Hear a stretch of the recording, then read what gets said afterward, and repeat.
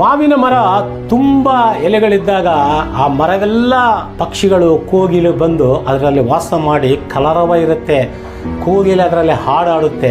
ಆ ಮರದ ಕೆಳಗಡೆ ಜನರು ಬಂದು ಕೂಡ ಆ ನೆರಳನ್ನು ಆಶ್ರಯಿಸುತ್ತಾರೆ. ಒಂದು ಸಮಯ ಬಂದಾಗ ಆ ಮರವೆಲ್ಲ ಒಣಗೋಗುತ್ತೆ.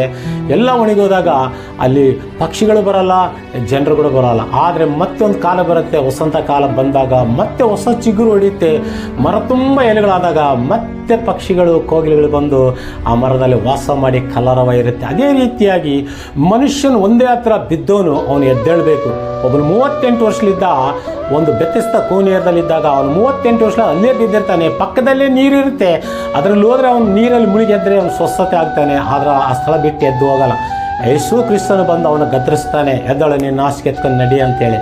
ಅದೇ ರೀತಿಯಾಗಿ ನೀನು ಎಲ್ಲಿ ಬಿದ್ದಿದೆಯೋ ಯೇಸು ಕ್ರಿಸ್ತನು ನಿನ್ನ ಮೇಲೆ ಬೆಳಕಾಗಿದ್ದಾನೆ, ನಿನ್ನ ಮೇಲೆ ಬೆಳಕು ಬಂದಿದೆ. Praise the lord.